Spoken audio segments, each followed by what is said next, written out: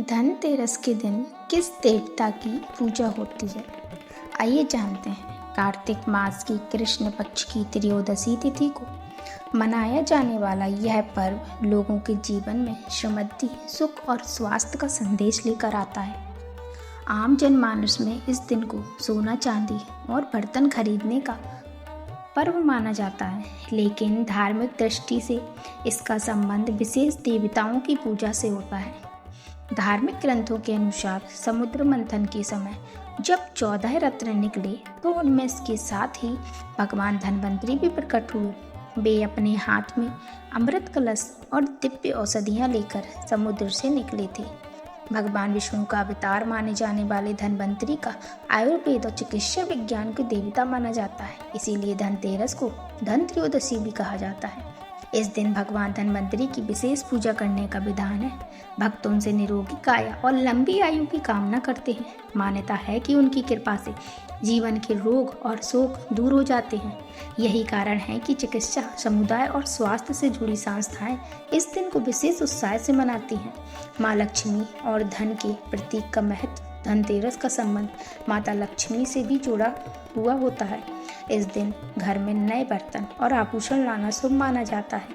विश्वास है कि इससे घर में लक्ष्मी का वास होता है और परिवार में धन्य दान की कमी नहीं रहती।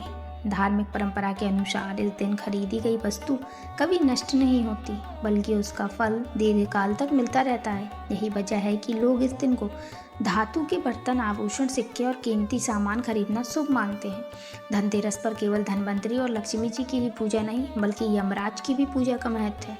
शास्त्रों में वर्णित है कि इस दिन दीपदान करने से अकाल मृत्यु का भय समाप्त हो जाता है। लोग घर के मुख्य द्वार या आंगन में दीप जलाकर यमराज की आराधना करते हैं और अपने परिवार की सुरक्षा की प्रार्थना करते हैं। एक कथा के अनुसार धनतेरस के दिन दीप जलाने से एक राजा के पुत्र की आयु बढ़ गई थी और उसकी अकाल मृत्यु टल गई थी। तभी से यह परंपरा बन गई है कि इस दिन घर के बाहर दीप जलाना चाहिए। इस दिन की गई खरीदारी को साल भर के लिए भी शुभ माना जाता है। हालांकि बदलते समय के साथ परंपराएं भी आधुनिक रूप लेने लगी हैं।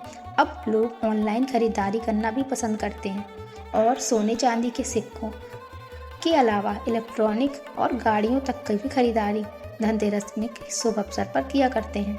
भगवान धन्वंतरी की पूजा से हमें यह प्रेरणा मिलती है कि स्वास्थ्य सबसे बड़ा धन है। वहीं माँ लक्ष्मी की आराधना हमें परिश्रम और ईमानदारी से अर्जित किए गए धन का महत्व बताती है। यमराज की पूजा जीवन को अनिश्चितता और मृत्यु की वास्तविकता का भी बोध कराती है। इस प्रकार धनतेरस मानव जीवन को संपूर्ण दृष्टि से संतुलित करने वाला पर्व है। धनतेरस का पर्व धार्मिक मान्यताओं और लोक परंपराओं से परिपूर्ण है। यह दिन हमें स्वास्थ्य, समृद्धि और सुरक्षा की एक साथ याद दिलाता है। भगवान धन्वंतरी, माता लक्ष्मी और यमराज की पूजा करके लोग अपने जीवन को शुभ, निरोगी और सुरक्षित बनाने की कामना करते हैं। इसीलिए जब भी धनतेरस आए, हमें केवल खरीदारी तक सीमित न रहकर इसके गहरे धार्मिक और सांस्कृतिक महत्व को भी समझना चाहिए। तभी यह पर्व अपने वास्तविक स्वरूप में हमें धन, स्वास्थ्य और जीवन की सार्थकता का संदेश दे सकेगा। बोलिए जय माँ लक्ष्मी।